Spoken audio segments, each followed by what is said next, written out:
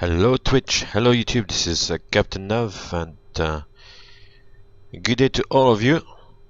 Here we are in sunny and hot Dubai, and today we're gonna fly to Kabul.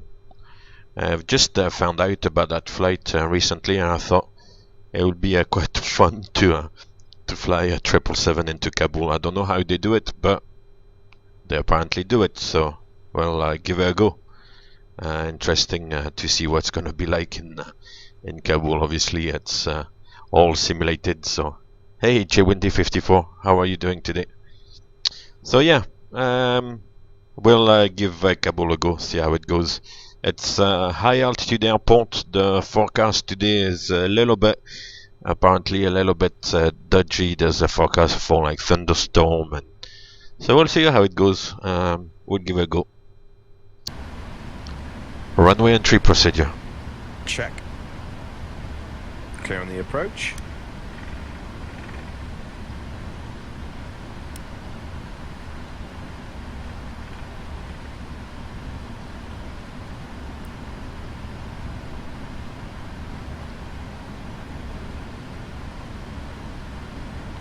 So then it must be 12.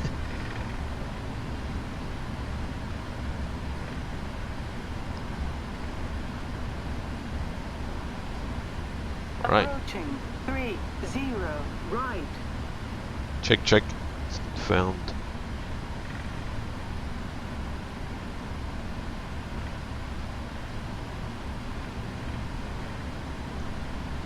Right, so we'll line up and go.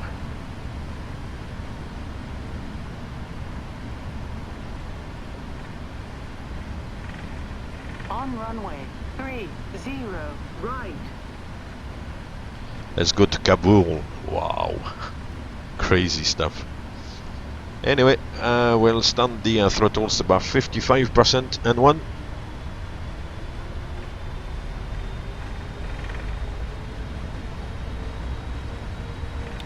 Press Toga. Takeoff. Check. Thrust ref. Check. Thrust set.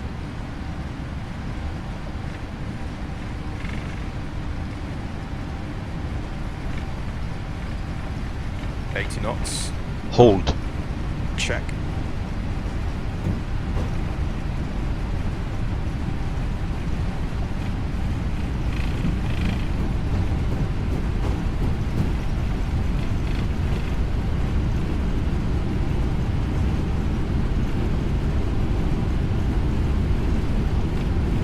V1. Rotate.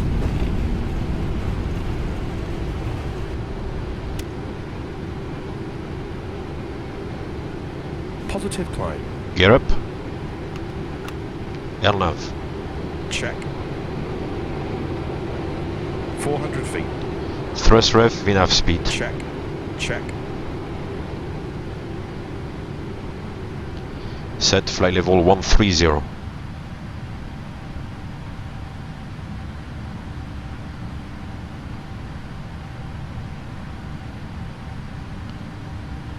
Flight level 130 set. Climb.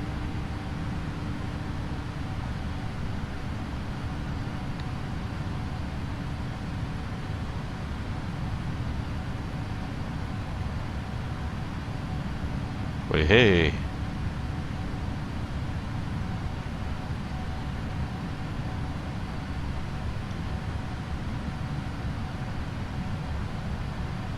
So we're waiting for 3,000 feet roughly, and then we can accelerate.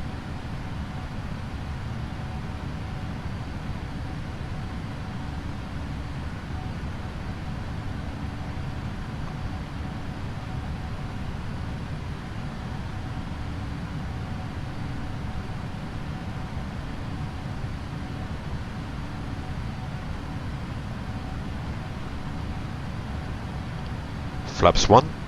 Flaps 1.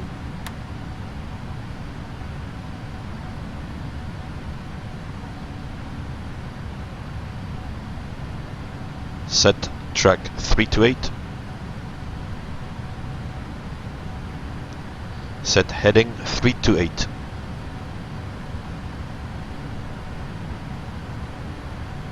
Heading 328. Set. So we need to keep about 220 knots initially.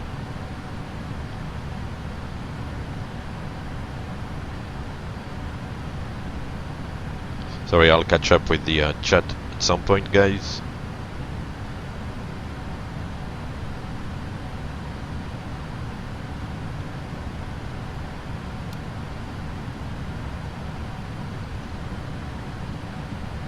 Yeah, all good. Once we do this turn, then I'll engage the... I'm not gonna say the word, otherwise FS2 crew is gonna pick up on it, but I'll engage the automatics.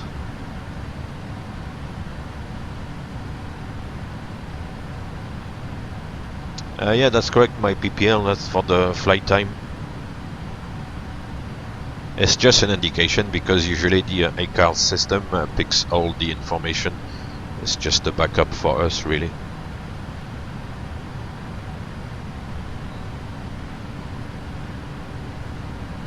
No, that's minutes now, so 5 minutes, just turn 5 minutes.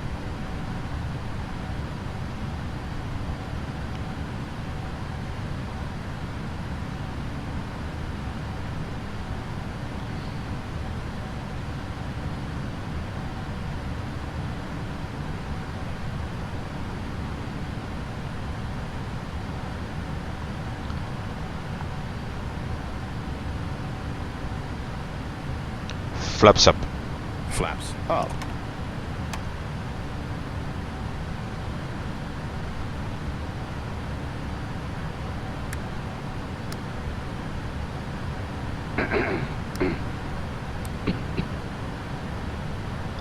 After takeoff checklist.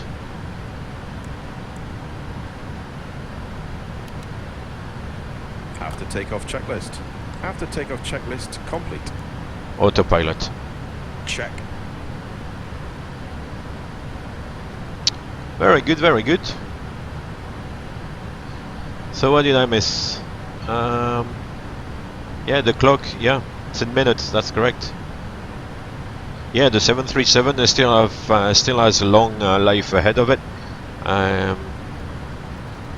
They now improved it with the 737 MAX, so yeah, the 737 is good, yeah. Yeah, so on the first officer side, the clock is for the block time, and on the captain side, the flight time.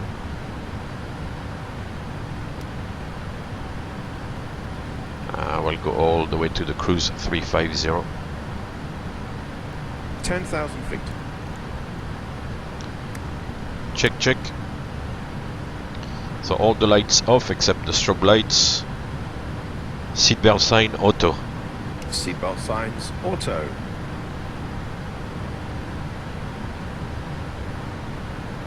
And now we're accelerating to 320 knots. Oh, that's great. OAR 787. That's really good. That's the hopefully that's the aim of the stream and the channel, to kind of pass along a few tips and have fun in the same time.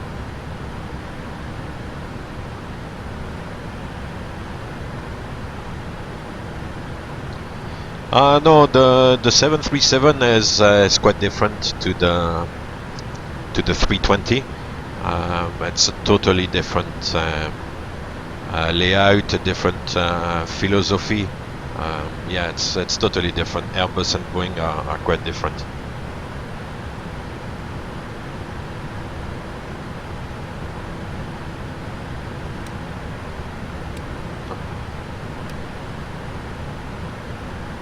I invite you, if you want to go on the YouTube channel, there's a couple of 320 videos on there. If you look at the playlists, oops, sorry, and you'll see the difference between the 737 and the 320. I'm not very familiar with the Airbus in general, but from what I can work out, yeah, it's quite different. 320 and 737 are really the kind of same category of aircraft size-wise. So I guess in the range of about maybe 180 passengers, something like that. So it's pretty much the same type of aircraft. It serves the same routes and the same. Yeah, it's pretty much For the people sitting in window identical. seats, we request that you close your window shade. This assists all passengers to be able to view the movie much better. Also, as we dim the lights for the movie portion, please So over the use Strait of caution when getting Hormuz, up and using the restroom or walking which the is aisle. which And was please, at some point if you're a quite sitting in an aisle seat, keep all items clear of the aisle for other people interesting and also place. for our flight attendants. Thank you.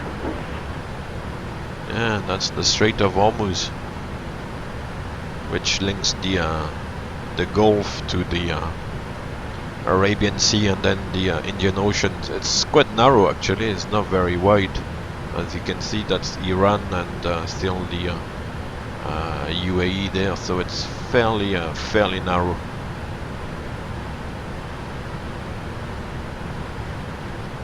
Yep. I'm quite curious about that place, Kabul.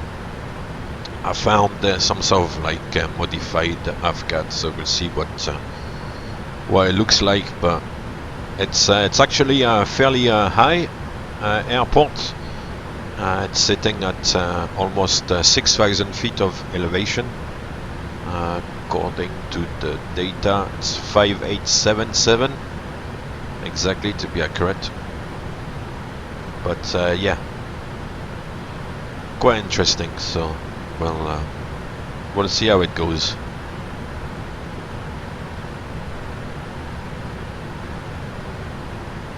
As I said, the forecast was for maybe a little bit of rain, thunderstorms, so that might be also interesting if the weather turns out to be as forecast.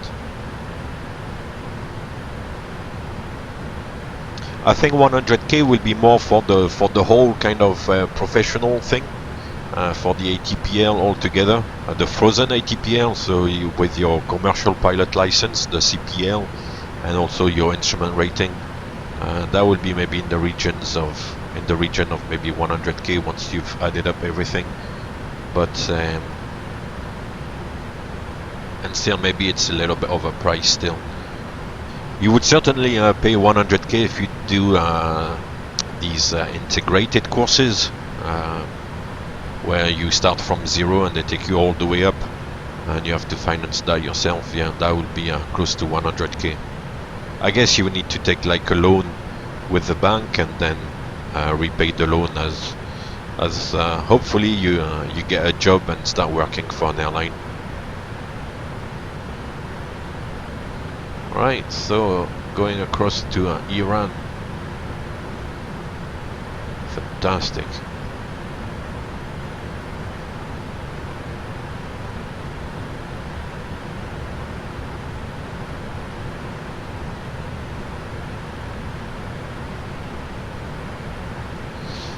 Kim FPS, your question. Yep.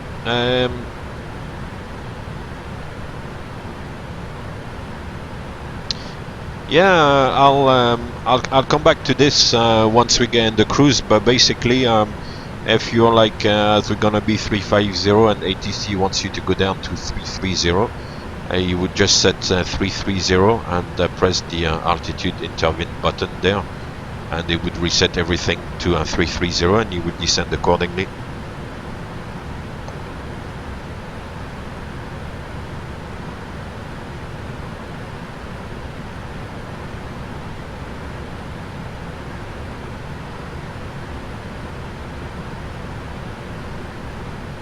Does it make sense?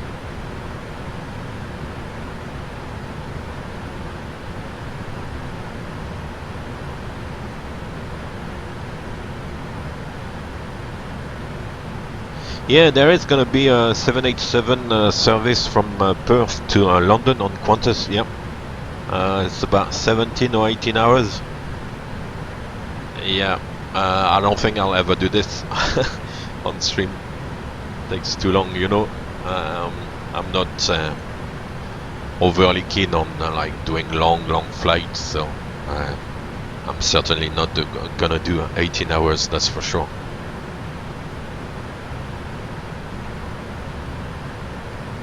The cadet programs are good. There's not a lot of them. Depends what part of the world you're in.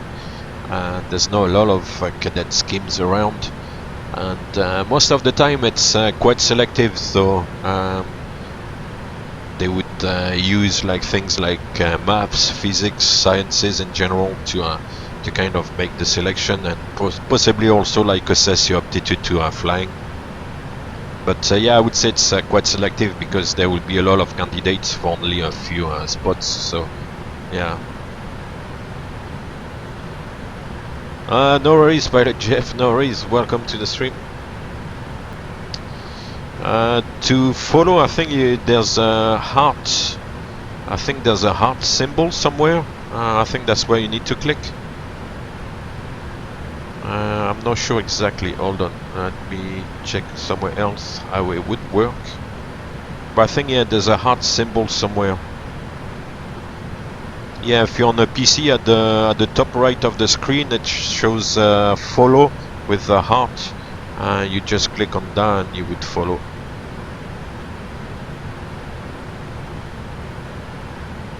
I think.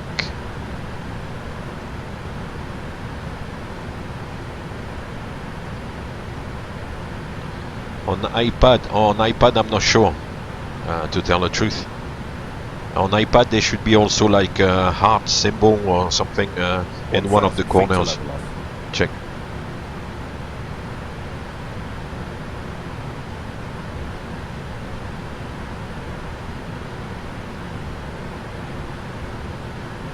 Okay, my PPL.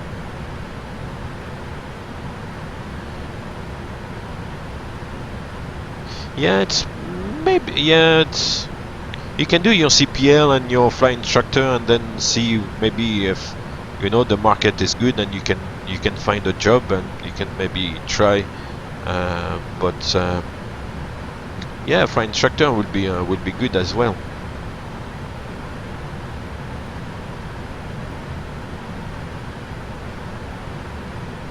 And speed VNAV path 350. Very good.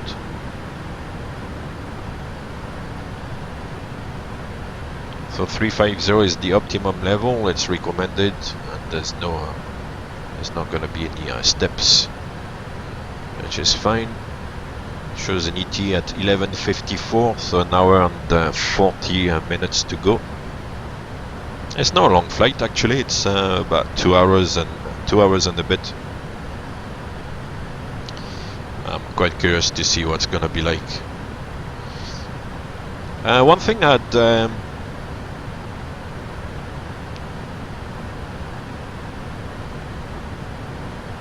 oh, cool, for the flying club. That's good.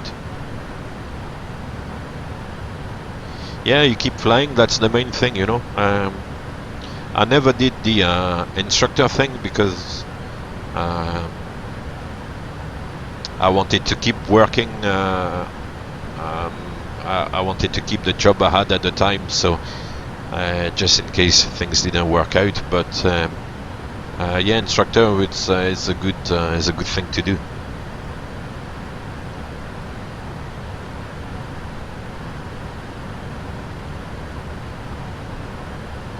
No, if you let's say if you're based in Paris and you end up in Dublin, maybe you would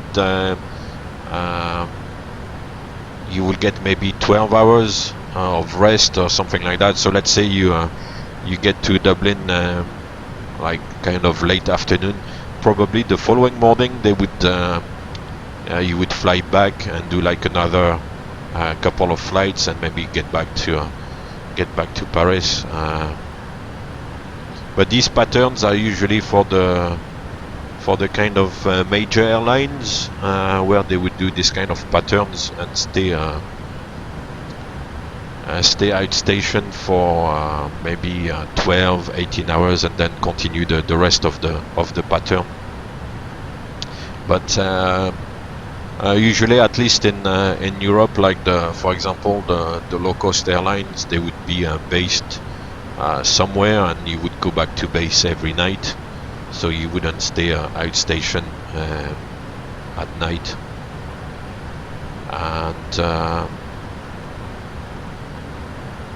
And a lot of long-haul airlines as well are just like you're staying outstation on a layover for like 24 hours, 30 hours, sometimes 48 hours, and then you come back to base.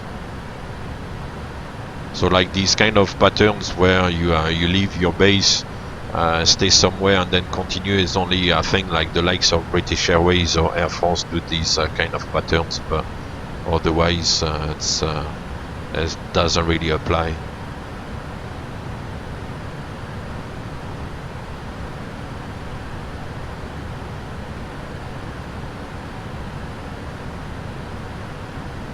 How did I know that? Oh, because I mean it's a well-known fact. I know at some point they were talking. There was some sort of dispute with the airport authorities in Perth because they didn't know which terminal the aircraft could go to, if it would be from the domestic terminal or from the international terminal. Because I think that in Perth the two terminals are kind of on opposite sides of the airport, so to ensure the connection was a little bit of a headache. But they were saying, well, if it's an international flight, it needs to get, you know, to the international terminal, but then to link for the domestic connections within Australia, it was a bit of a problem. So I don't know what arrangement they have come up with, but I'm sure they have sorted out the problem.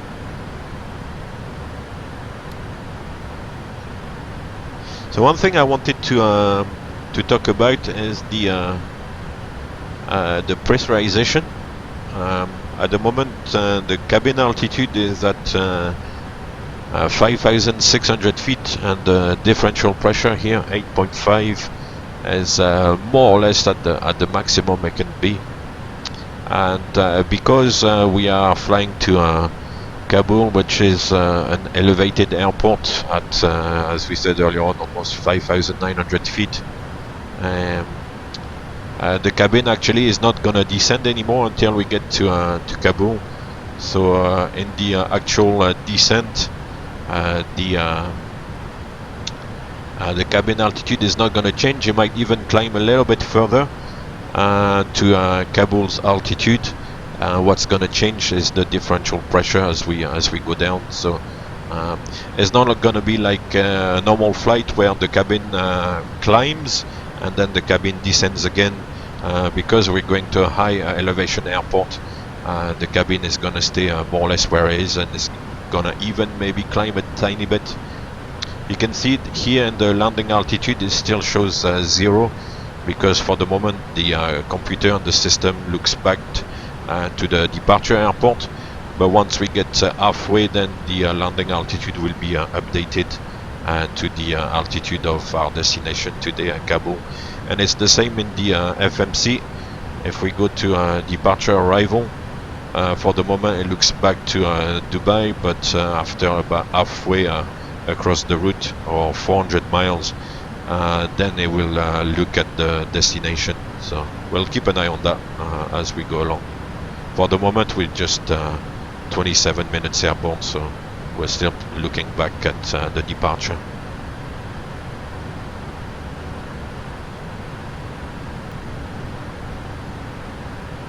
Oh, Windsilk, you've done this as a passenger, have you? Wow. What is the airport like on the other side in Kabul? I mean, I'm still amazed they do fly there, man. It's yeah, it's an interesting place, to say the least.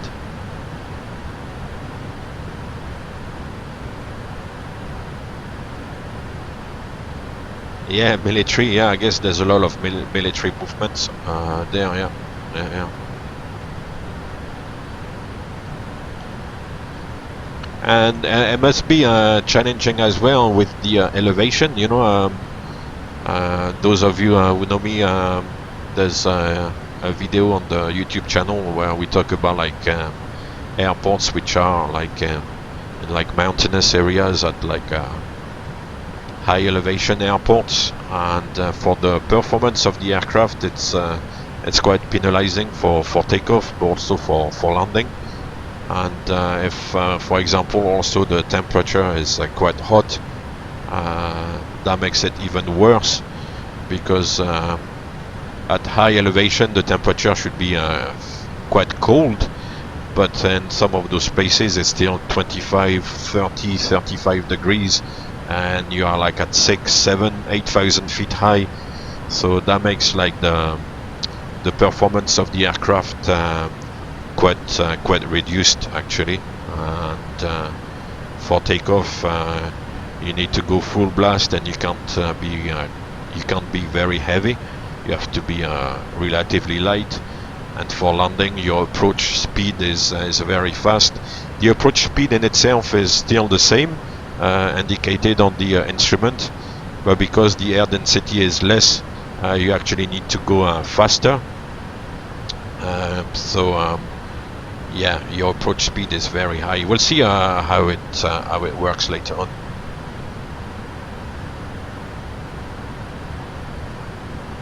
Yeah, about 1300 meters, which is almost 6,000 feet high. Yeah, that's correct. Yeah. 6,000 feet high, and let's have a look at the moment.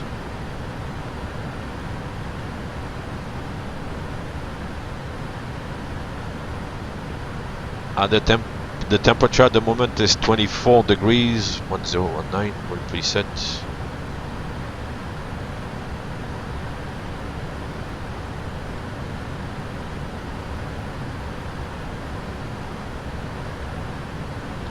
Yeah.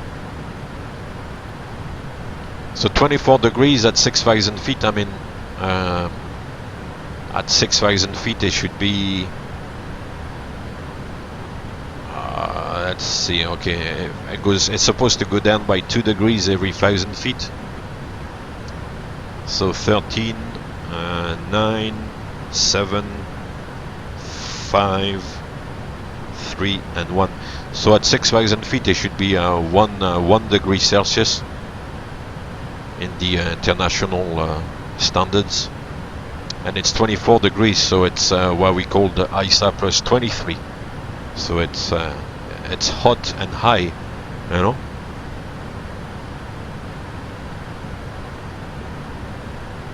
So the aircraft performance is quite severely affected.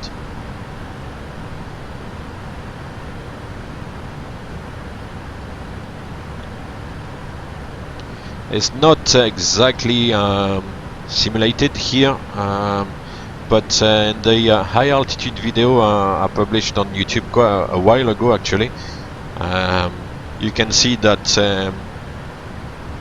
the aircraft is not behaving the same way as it does at sea level. The engines are not producing as much thrust, and if you go for example on a little Cessna or something, then the Cessna is it's hardly climbing, you know. It's really struggling, whereas at sea level your Cessna accelerates and climbs very easily. But try to fly your little default Cessna, for example in Kabul or in one of those high elevation airports, and you'll see that the aircraft is hardly climbing. It's really struggling. So in that respect, it's quite well simulated.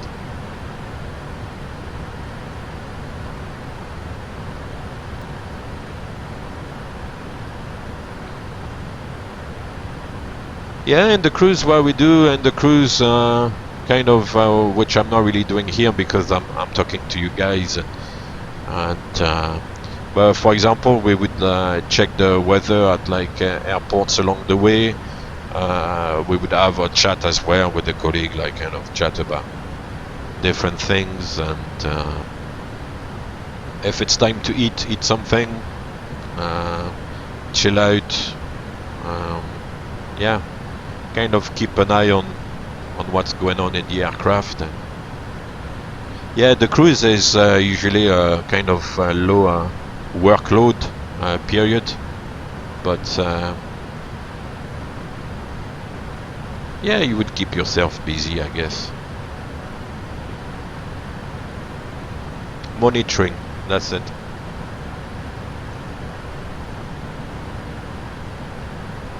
Yeah, it's kind of important to kind of keep track of the progress of the flight and work out the places, for example, you could go to. Around here, I'm not really sure where we could go to if we had a problem, but yeah, maybe go back to to the departure airport, or try one of those airports here in Iran, and then we're gonna go across to Afghanistan. So we'll see, but yeah, that's more or less what you will do. Check that the airports are open. We usually have like a whole briefing package with all the main airports along the route and the NOTAMs, the weather. We can also request the weather with the data link. Going into the com page there, and then we would go to company, but here it's not simulated. You will go to company, and then it opens like quite a big menu. There's like 3 columns of stuff, and there's one for like weather requests. So you will click on weather request, enter the code of the airport, the IATA codes. No, the ICAO codes. Sorry, the ICAO codes, and it would give you the weather for 3 airports with the forecast and stuff. So you would see if the weather is kind of good, if you could land there. Check the NOTAMs that the airports are not closed, or there's no runway closure, or all the navigation equipment is working. And yeah, that will keep you fairly busy. Check the fuel on the route as well. The last waypoint, Nabox, we were at 23.3, and we should have, according to the flight plan, Nabox 22.6. So at the moment we've got 700 kilos extra on the flight plan, so the fuel consumption is good. There's no fuel leak, so it's all working well. So that's something as well we would monitor, is the fuel consumption and the time. The time more as a function to see how we're doing compared to the flight plan. If for example we are like I don't know, let's say 2 or 3 minutes late, and the fuel is a little bit lower than expected, then we can think, yeah, okay, maybe the forecast on which the flight plan has been made is maybe not entirely accurate. Maybe the winds are a little bit stronger, so that's maybe why we are burning more fuel. But the time in itself is no big deal, but the fuel consumption we need to monitor to make sure we don't leak fuel. Kemosh, yeah, that's an interesting question and concept. I think I've said it before, but we don't really think about the passengers in the cabin behind us, and in the sense that if what you do in the flight deck, and if the flight remains safe, and you know, you land okay and there's no problem, then everybody is gonna be okay. If you do something stupid, you'll be the first one to kind of suffer from it, if I can say that. So yeah, if you look after yourself, you look after everybody else as well. So that's really I think that's the way that most of us like think. If you are thinking all the time, oh my god, we have like the lives of 300 plus people, you know, we are responsible for them, and oh man, this is like unbelievable pressure, and no, you wouldn't cope. So yeah, if you look after yourself, and everybody is doing fine, then I hope that makes sense.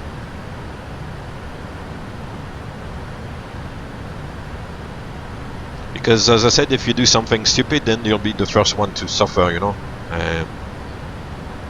It's when you've got like a major problem on an airplane, usually it's full jackpot, you know. Everybody like goes. So yeah, as I said, if you look after yourself, then you look after everybody else.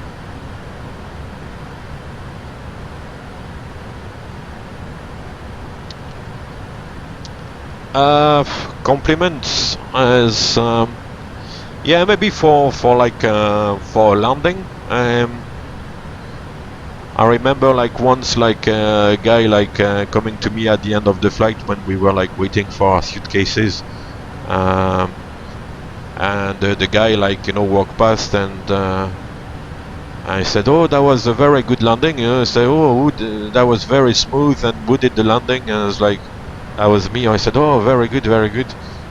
This kind of exchange with like passengers. Otherwise, you know, nowadays the door is locked, and you don't really see the passengers. But in that occasion, because you know you go into the terminal and you wait for your suitcase at destination, and then you go away to your hotel. When you get your suitcase, usually it's on the carousel with passengers' suitcases as well. So sometimes you can have a little bit of contact there, but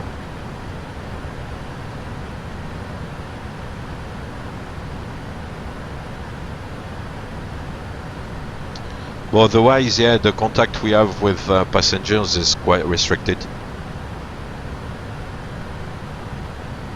But it's nice when someone says, oh, that was a good landing, or that was a nice flight, thank you, and all that stuff. It's nice. You see that they appreciate it.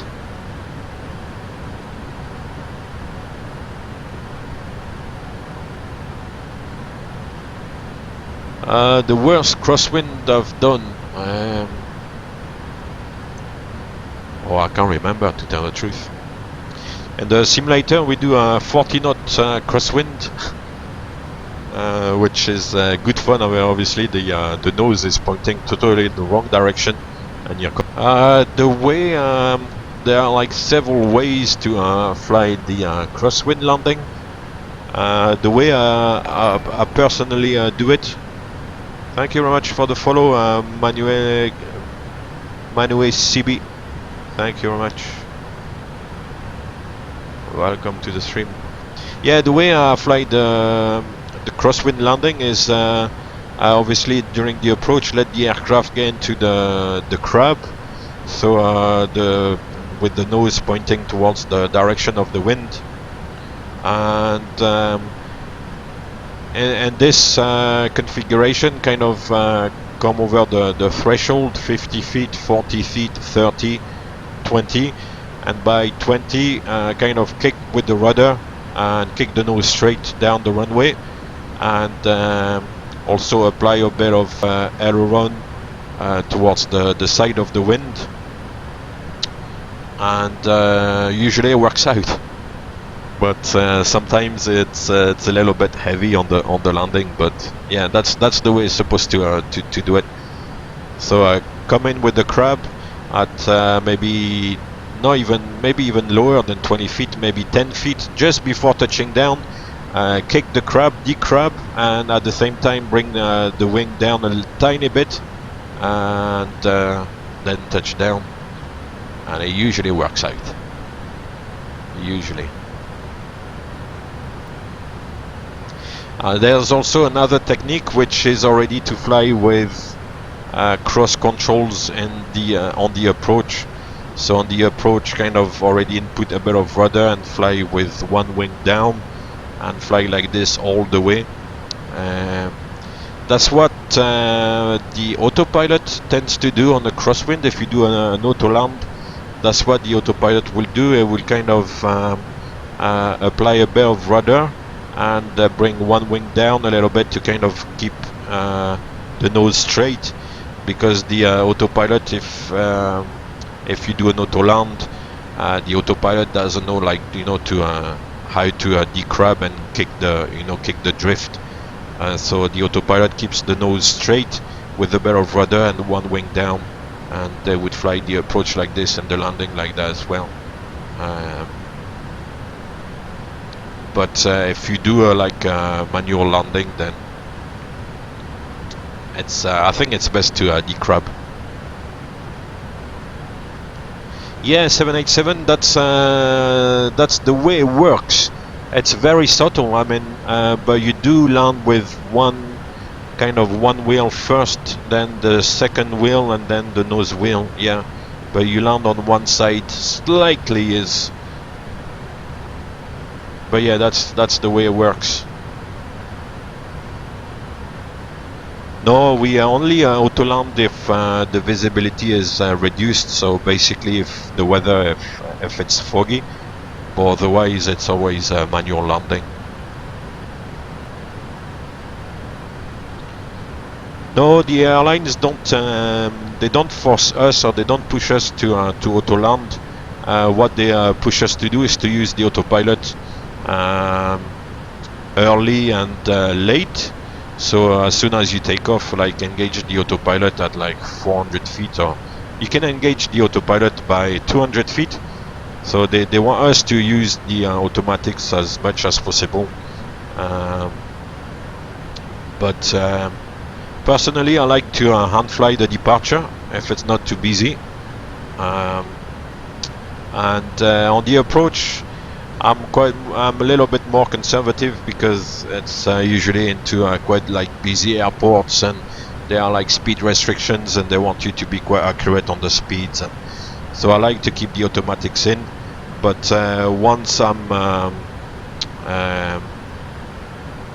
established on final and everything is settled down and we are configured for the landing, then I will disconnect also, maybe by between like 1500 feet and 1000 feet, and fly the last bit manually. Yeah, I would do that.